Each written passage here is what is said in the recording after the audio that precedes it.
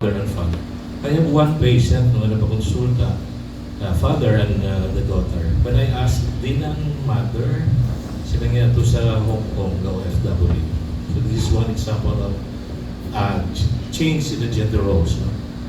So in the Bible's perspective, it is the way that God plans for the family. So we will see more of this. No? And according to the Catechism of the Catholic Church, it states the family is a community in which, from childhood, one can learn moral values, begin to honor God, and make good use of freedom. May and I came from different family backgrounds, no? Each possessing distinct family practices and values. What we did was to choose the best practices we have. Si May in brought up sa Lainman sa parents siya na nayara mo sa yung values natin inculcate sa parents na sila sa akong Lainman.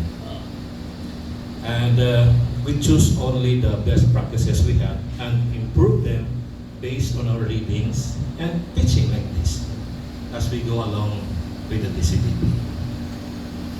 Of course, before one can have a family, one should marry first.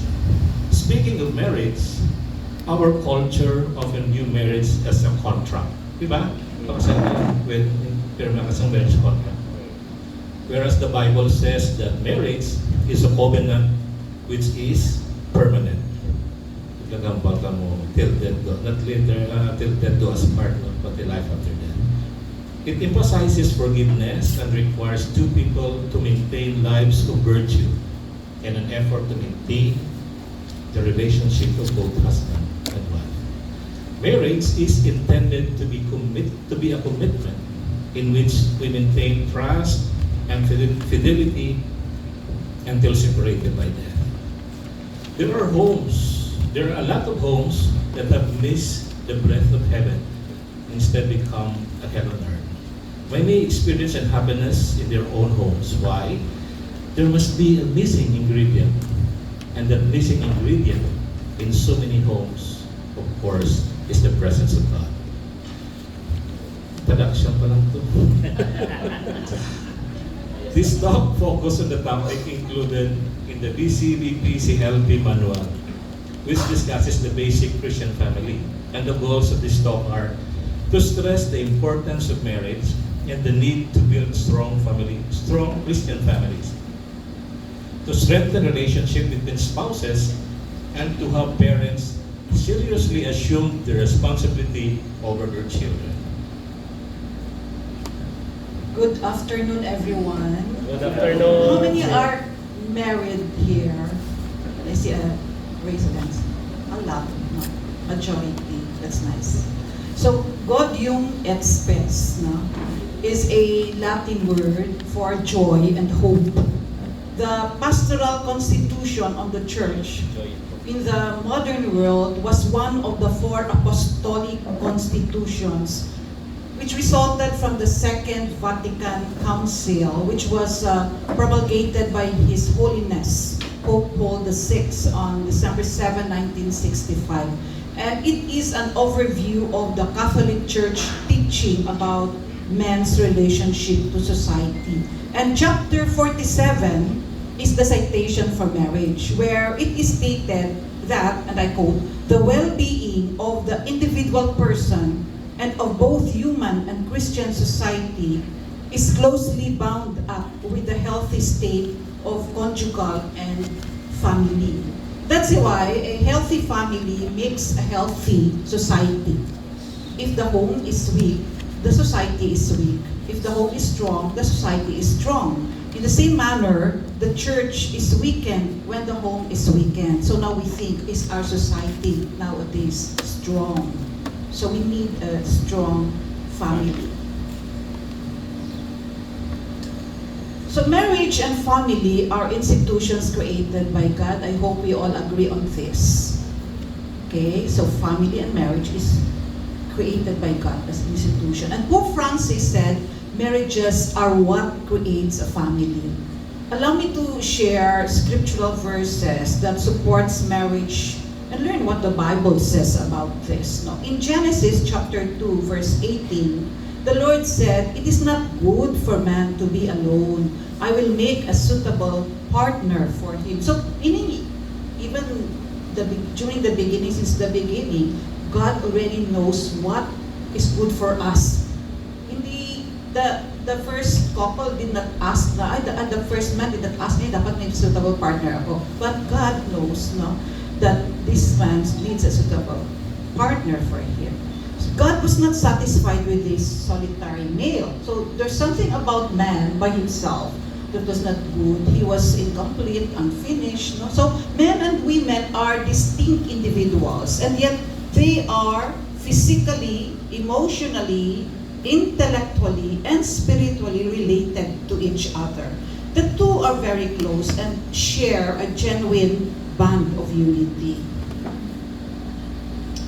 The very word to be joined or to cleave in the original Hebrew speaks a profound harmony, a closeness, both physical and interior. So to such an extent that the word is used to describe our union with God. The result of this union is that the two become one flesh, both physically and in the union of their hearts and lives, and eventually in a child who will share not only genetically but also spiritually in the flesh of both parents. So in the Lord's plan, a husband and wife do not just live together or on friendly terms. So she is given to help him. And this does not mean that she is stronger or weaker than him, but rather that what he needs to do cannot be done by him alone. So when man unites with a woman, society recognizes that they are one and both establish a family of their own, which is unique from their family of origin. So have you noticed, no, if you are a couple in our meetings, for example, in the BCBP, if one is absent, pinapangita dayon, di niya si Brad, no? Di niya si Sis, no? Because you are considered as one, no? In the Gospel of Matthew, when some Pharisees tried to test Jesus by asking him about divorce, what did he say? No? Have you not read that he who made them from the beginning made them male and female, and said, "For this reason a man shall leave his father and mother and shall be joined unto his wife, and they two shall be one flesh." And in Genesis chapter 1 verse 8, it says, "God blessed them, saying, Be fertile and multiply, fill the earth and subdue it." So God intended man and woman to be one, and only a man and woman can fulfill God's plan of procreation. Physical features enable man and woman to increase and multiply. By their very nature, the institution of matrimony itself and conjugal love are ordained for the procreation and education of children. So those are just for examples of scriptural verses that supports marriage. The oneness of the man and the woman who become one flesh in marriage reflects the unity between Christ and the church. Not until we prepared for this talk did I realize that, no, intensity, no, that it reflects, no, the unity between Christ and the church. The more we appreciate Christ and the church, the more we will understand how we ought to behave as Christian spouses. Hindi pwede na ay bulagay kung bulagay, no, kung amo manamni, no. The fidelity of husband and wife is a sign of God's unbroken covenant for His people. That is one reason why God insists on the unity of Christian marriage. He wants marriage to reflect His love and His life, to set before the world an image of His own relationship to the body of Christ. Kay kami as a couple, kung nagpasunod lang kami nga bulagay, and bulagay siguro ay na kami diri subong nga lecture sa inyo. So we had our own challenges. Di ka na, Bert?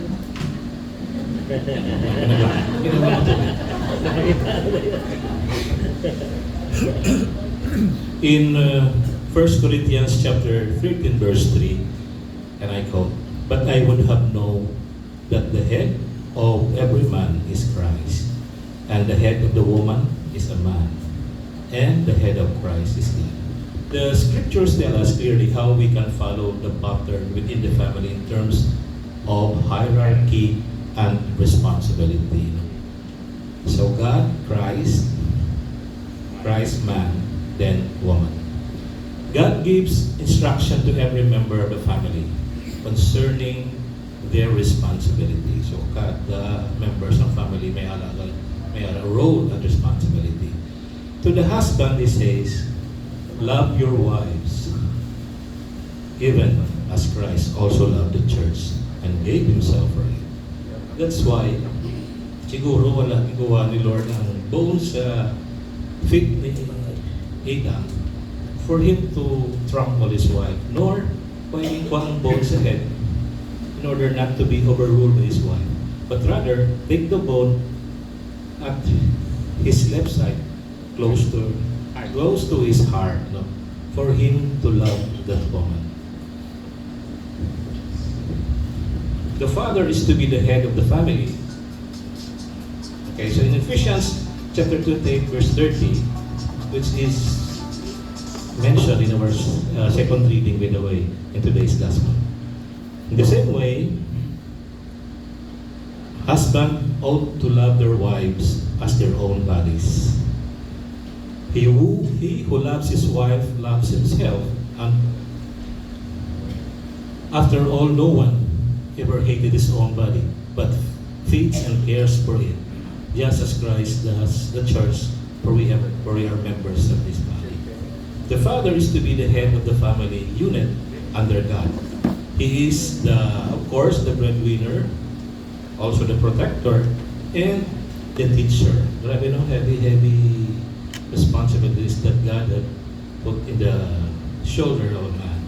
Pero before gali, hindi na niya on the drawing board, kinobra na ni God. Hindi niya paghatag ng responsibility na hindi niya matuman sa every husband. It doesn't mean that as head of the family, you act as a military general and give orders to your wife as your subordinate. No? May haragin man mga father na very strict, no? No military. Instead, we are instructed to love our wives as our own body. For no one hates his own body, but rather love him. Diba? No? A husband has certain responsibilities because God, as a master architect, as I have mentioned, and the designer of the home, knows that he is capable of fulfilling them. Husband came from the drawing board of heaven, designed to bear the brunt of the responsibility of home. When we are willing to hold firmly the role that God has given to us and to accept the responsibility of that role, our marriage and family relationship will be right.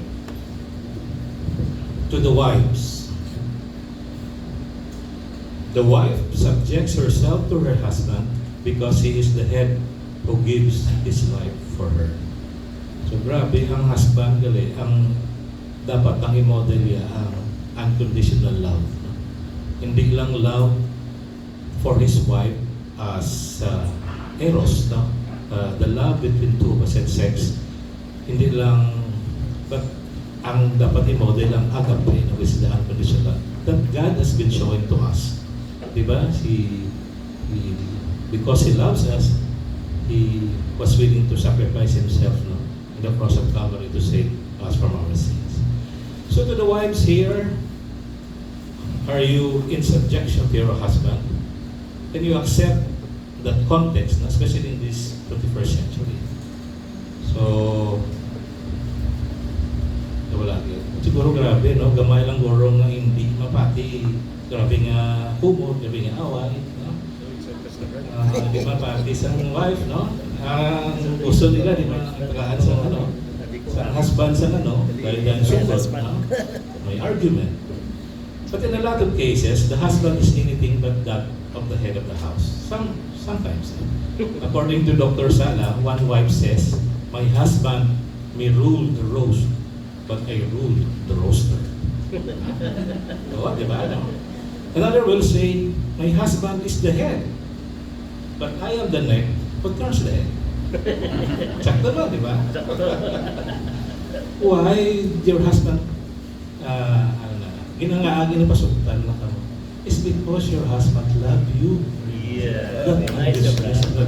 Di ba? Bawi. Sakto, Brad. Correct. Many times, it is really the wife who runs the show. Just like the little general, she gives the orders and keep the household in smooth running order. When her husband gets out of the line, she quickly straightens him out. Yes, sir. Pagkita mo ng mga husband na naggamit ng hearing aid, siguro mo na sila. Palamungol. And I have also, this is a true experience. No? I have a classmate before. His father is a seafarer. You know, the work of the seafarer before, tag 1 year, linayang ilang ang kontrata. Huli, one month lang, 2 months maximum, balik naman. So when the father retires, retire na siya at the age of 60, I think, or 65. So, hindi na siya ka-assume sa responsibility as a husband. Kaya kada decision niya, nag-aaway na sila sa kanyang wife. But sad to say, at that age, they separated. Ito kanubo. Tani kung panalang nila ang this type of lecture, the learnings on this, tani kanubo. A wife has a certain responsibilities because God gave her the emotional makeup. Muna yung equip ni God sa mga ladies, which equips her for the responsibilities which He puts upon her shoulder. She is uniquely prepared physically and emotionally to produce and care for children, to be, of course, the homemaker, the sustainer nurse, and the co-architect of the child's character. May patient ako, mga middle 40s. She's working as a call center agent. Kaya masakit, yung resitahan. When I asked her, ano kanina niya na duty, graveyard shift siya. Pagkabot sa balay, namatubos sa pamahaw, emosyon ng kabataan, yung sa school. Pagpulit, mga bababas ang lago, maluto paniaga, matulog, paghapon siya gato naman ng bata. Maluto naman paniaga. Muna ang gano, grabing emotional makeup, pero kaya gali sa mga mothers na adwan. So for those, in certain instances, wherein kinailangan na decision making between the two. Kung hindi siya kahit ani, ang wife abing sakto, tapos nag-ano lang siya, nag-okay sa decision ng husband. Usually, ang was na away, no? Bro, actually si Dr. Sala nag-mention this type of prayer. No? And I will read it to you. Lord, you know how I feel and how my husband feels. But I know that you have made him responsible for me and our family. So I'm bringing my personal feeling to you. I know that, most important of all, I'm doing your will by following his leadership. So nasubmit mo siya gabang sa husband. Kay kung i-pray mo ni kuno, nagamaktan. And studies have shows that if the wife is involved in decision making, that naga-happy ang wife. No? Happy life, happy wife. Also for the children, children are instructed, obey your parents in the Lord, but this is right. Children subject themselves to their parents by obeying them. Fathers subject themselves to their children by bringing them up to know the Lord. The Christian family is an intimate community of life and love, founded on the marriage of man and a woman. The family becomes a witness. It becomes the center of stability, peace, and love. It displays the world the love of Christ. In the Bible, the family is the place where humans are fruitful and multiply, as mentioned by May. It is a place where humans fear God and learn and remember what He has said. And there is something about the truth about the family. Family living sprung from the will of God. It was He who said through creation, "This is my plan for mankind," by which people will find the greatest happiness to learn to live with each other, to pass on the truth that have guided lives, to cultivate the qualities of love, truth, and virtue, which involves life with sanctity of purpose. God's plan is, as mentioned by May, for strong homes to produce strong lives. So depend ang family gyapon sa parents. Strong homes will produce strong character and values for children. Yan. So what is a Christian family? In Christian family living, the family is composed of course, a husband or a father who is the head, the wife, the mother, the son, and the daughter, and the church. The Christian family may have these different combinations. One father, one mother, and the children, per family structures. Each has an important role to play in the family, and God's plan for every member of the family is explicitly illustrated in the scriptures as illustrated in this diagram. The secret of Christian family is God at the center of their lives, and God represents the unconditional love shared in every member of the household. So the goal, the father will be the team leader, the initiator. The mother initiates directly at times, and at times through the father. She may be an encourager or a supporter. So two crucial tasks to the leaders of the household. Understand the family first and how it fits to the household. Kailangan balaan mo, di ba? Ang father, ang parents, balaan yung characteristics ng mga kabataan. Its children, mayroon sa own characteristics. So balaan niya sa parents. And they must put energy into the main task now of the family by practicing mutual submission, behaving to each other in ways that accept full responsibility for the different roles. Just like kung nag-drive ka mo, kung wala ka mo, gar-argue ka mo, di ka, gaway ka mo na bela, isi-isi nyo dala. But if you if you are practicing mutual submission, so diretso ang dalan, hapos kakapot sa inyong katulad. Building each other up in faith of Christ. So sa amon, nag-discuss kami even in the homilies, in action group meetings, after the meetings, na-discuss lang kami. So, para lang especially in topics that are very interesting, that involves the family.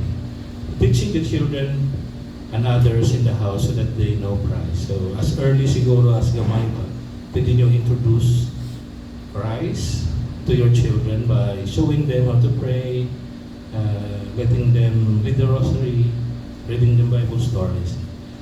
Maintaining behaviors in the household that are in accordance with godliness and generally accepted standards. And now, i-model naman ang self mo. Paano nga patihon naman sa inyong kabataan? There's a place to transmit wisdom and values. The parents, especially the father, have the responsibility to provide a family life spiritual growth. Marami na, kinanilan buwag kiniling father. Example is reading the Bible stories when they are still young, praying the Holy Rosary, being with them in their first communion, and encourage them to read the Bible. Real faith in God can be shared with all members of the household. Children don't need adult sophistication to have faith in God. Children, naturally and concretely believe. What they lack is not faith, but the experience of putting that faith into action. So the parents must let that faith become the doorway to experience by helping the children experience in everyday affairs. Right? It is not enough for the children to pray bedtime prayers, but help them pray for things related to theirs or their life. For example, let them pray for healing for their sick sisters. So pagkita nila na naayo, in that way, they will begin to see their faith working in a more specific and concrete ways. Pope Francis spoke to the importance of strong faith within the family structure, which involves the capacity to receive faith from others, to conserve that faith and to pass it on. This faith is like a plant. The faith without roots of the mother and the father does not grow. And the faith that is passed on from parents to children is what helps the church to grow. Remember, the family is still the basic unit of the church. That's why the father will act as priest in every home that they have. Your values become your children's values. Diba? Tuod na. Like father, like son is so true. If parents do not respect God and His word, neither will their children. If parents do not attend Mass and worship regularly, neither will the children. If parents do not spend time in daily Bible study and prayer, neither will their children. So parents must find time to teach their children the noble truth of God's holy word. Every Christian parent should be a constant and devoted teacher of the scriptures to these children. So, God's plan is for the family to train church leaders. And in 1 Timothy chapter 3 verses 4 to 5, and I quote, "He just managed his own household well, keeping his children under control with perfect dignity. For if a man does not know how to manage his own household well, how can he take care of the church of God?" True, no? And the family is, I have said, is the basic cell of the church, called the domestic church. The parents act like priests in the family. They bring life of God to their children, and they bring their children to God. Just like sa DCPP. They be bringing Christ to the marketplace and win the marketplace for Christ. So, kuning ato ni sa parol, bring Christ to your family and win your family for Christ. This two-way role is vital to the spiritual health of the family. And parents must be both intercessor for their children and providers of the life of God for them. How can both husband and wife accept their individual responsibility? Kamo na ng hierarchy and roles. Tama na siya. So there is only one answer. Accept the higher form of submission. And that is personal submission to God. Okay pa, okay pa. Okay pa. Yes, yes. Pwede ka stretch.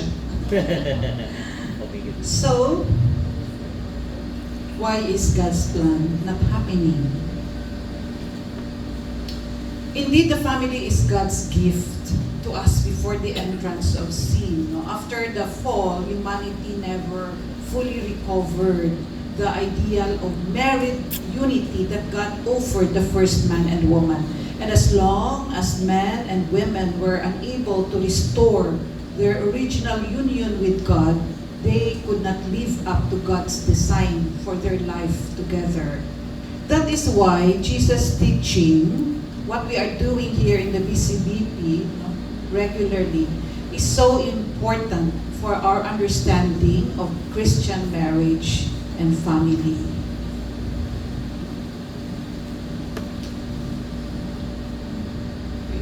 So God has lost central place in the family, and parents no longer bring up children in the discipline and instruction of the Lord, and husbands and wives do not follow God's order for them. Melbert presented the nature of the Christian family and how it fits into God's purpose. But why is God's plan not working? God has lost central place in the family. Melbert discussed the important role of the parents, no, especially the father. Pati ano na to, role nyo, grabe gali, no? So that's the role of the father in God's plan. One of the many priorities for any Christian couple is growth in their personal relationship with the Lord. They should support each other in having time each day for personal prayer and take time together regularly for prayer. Unless they learn how to live as Christian, as true Christian, they will have a hard time living as Christian husband and wife and Christian parents to their children. So the family is under attack. So there's the secular humanism, no? A movement that promotes principles which may be contrary to Christian doctrine. Belief that there is no God or no supernatural being. And also there's this economic pressure na mention na ang mga challenges kay Ina, no? So there are more babies or children who are deprived of good parenting or good family life because everyone is busy. Many factors put a great deal of strain on marriage and family. So demands of long work days that separate family members and leave them too exhausted to meaningfully interact with one another after work. Can you just imagine the traffic scenario in Manila, no, where couples, parents would travel a long time, spending time in the traffic. So at least sa province, hindi kita ganun ka stressful. Excessive individualism that sees the family as a way station, helpful when convenient and easily swept away when it is inconvenient or tiresome. So poverty makes a family difficult to access adequate housing, healthcare, or education, or weakening of religious practice in some cultures, no, makes families isolated and at mercy of cultural pressures. Also a sense that needs of families are ignored by many institutions. So Pope Francis said there is a world war to destroy marriage, not with weapons but with ideas. To defend this sacrament, we must be on guard against these ideologies in the church and society, whether married kita or unmarried. So what are the threats to marriage according to the Holy Father? One is divorce. So society now regards divorce as a reasonable option for a marriage that becomes dull or unrewarding. So as Pope Francis said, arguments are normal in a marriage, but everything should be done to save a marriage instead of turning to divorce as a quick fix. So he gave 3 words of gold in married life and to aid in building up a marriage. So these are the 3 words. Can I? Thank you? And forgive me. Forgive. Can I? So it's a sign of respeto sa partner mo, sa couple. Thank you. Sometimes, bana mo man na, ba na lang, hindi ka na magpa-thank you, intindihan niya na. And forgive me, no? Often forgotten word, no? So in a healthy marriage, our theme is cooperation, not competition. We find each other a resting place, a home, a relative, one to whom we are deeply and uniquely related. Gender theory seeks to redefine masculinity and femininity, so whose effects in marriage are profound. So we have to accept the fact that we are surrounded by these outside forces which are out to destroy the basic unity of society, which is the family. And we have to be constantly on guard against these forces and vigilant so we don't allow these forces to destroy our family, not unless we are aware of these forces. Abita, okay, boss ko na siya, sige lang, go kami, duwag kami. Kay mga mga evil forces na that is encroaching our family. So, in order for God's plan for the family to happen in our present state and with all the external factors surrounding us, we need God's help. We cannot do this alone. We will need guidance from the scriptures, the Holy Spirit, from our brothers and sisters in the community, and with much prayer. So we need to seek out Christian families, a support group in dealing with challenges. That's why in the BCBT we have these action group meetings where we share with one another, our family. So whatever we share in that action group meeting, it stays in there. No? Wala na siya nagawa. The family has always been the first and nearest hospital, quote unquote. It is in the family that gifts are first recognized and nurtured, and that needs and limitations are first seen and met. So each family member encounters his or own limitations and thus learns to have compassion on the limitations and needs of others. So the family life calls for shepherding in mercy, where each member merits our complete attention as a child of God. So as a hospital and school of mercy, the Christian family, led by the Spirit, spreads life by caring for others and seeking their happiness. Because if the children or members of the family, be it your husband or wife, does not feel that in your household, sa sagwa sila mangita, sa friends nila, kay mas nami ito ya, mas ginanurture, mas compassionate ang mga tao sa sagwa sang sasulod balay. So what can we do? So we have this ECG, no? It begins within oneself. E stands for examining engagements. Daily, we examine our daily life, no? Parang SWOT analysis of you as a parent or as a child, for example. Dapat unbiased picture of reality, no? Examine mo, strength mo, weaknesses as a parent, your role, the value that you bring to the family, what are the obstacles, threats. So, may examining, may examine engagement. Next, C for curating change. So, pag bukta mo, parang may miracle question ka, why am I still alive? So, when you wake up, you say, wow, everything's better. So, just do that what is doable. Hindi kayong mag-think ng very complicated. Just think of what you can do for today. So the change should start from within. And G stands for growing gratitude. How is your prayer life? How grateful is your prayer life? Kasi puro lang reklamo. That's why why na po ka sakay sa taxi. Kaya patsya ko ka na sakay ko sa taxi, damo reklamo, no? Yung damo ka na reklamo ang driver. So in our household also, mabugta mo kasi puro lang reklamo, no? So be grateful. Consider everything as a gift. Learn to be whole. No? Choose kindness. Be kind, be mindful. So, after listening to this talk also, nabatian ko ng ECG sa isang online na lecture, the speaker mentioned about gratitude journal. So now, every day, in the past, I only say about, in my journal, I only write what happened to me on that day. But when I had this gratitude journal, na isulat mo mga ang ginapasalamatan mo. So every day yun, you remember, what am I thankful for this day? So, schedule priorities. Do you have time for your family? No, many self-help books mention about time management. Rather, it should be priority management. Bo Sanchez calls it biggies management versus smallies. The secret of success, he said, is if we manage our biggies, then we manage our life. Otherwise, we will be ruled by the smallies. No? So the biggest, consists of the four most important parts of our life, namely our family, health, mission, and spirit.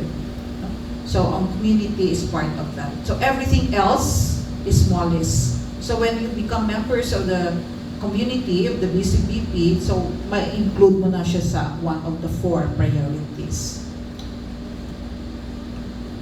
Center your marriage on the Bible. No? Set aside a few minutes each day to read the Bible together and pray. Ang ginasugod na, to start, no, as a starting practice, the 365 days, di ba, kay ara na siya daily, you can start on that. So if you have not been accustomed to this, determine to start today. Make the Bible a part of your daily conversations and a part of your life in daily Christian living. So look for ways to apply God's Word to daily situation.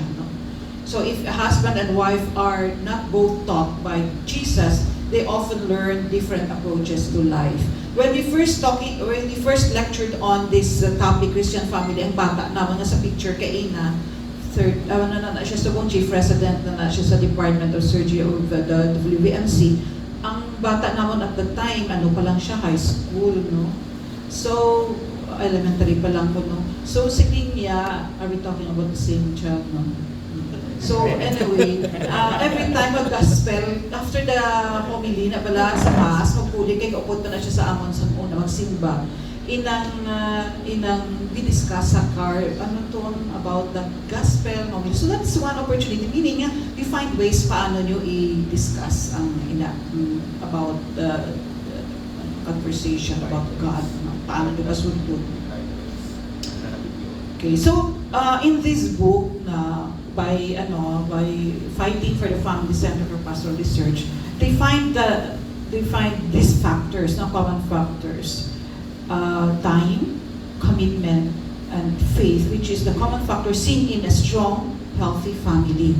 So they find time to spend together and know how to spend this time profitably in a way that permits them to be physically and emotionally accessible to one another. Diba, when we come together to eat, each one may cellphone. Ang gani ka mo, together man gani. Pero, each one busy with the other people, nasa cellphone na contact. So, hindi na siya time well spent.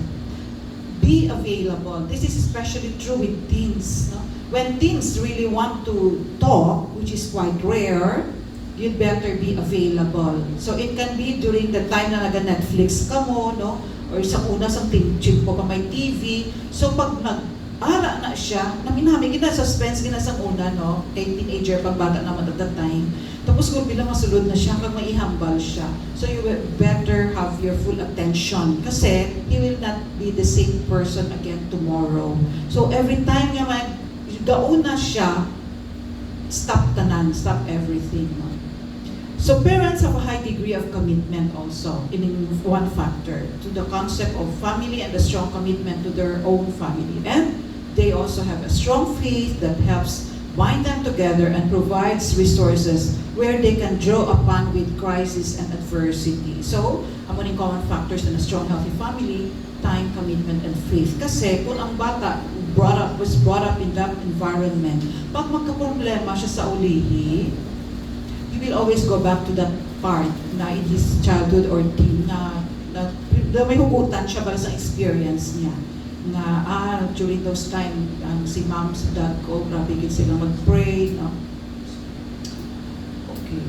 So, for the Holy Father, the strength of the family lies in its capacity to love and to teach how to love. Love does not have to be perfect for us to value it. Okay. So let us make God's plan happen in our family. We reflect God's love by fulfilling God's purpose for the family and express God's love. So we express God's love by treating family members with respect, by treating family members with love, by providing the sense of belonging to everyone or acceptance, because the church is a family of families. So living as a Christian family is demanding. Much is expected of you, and the decision is yours to make. No one else can do it for you. So what is your decision? Remember that Christ is counting on you.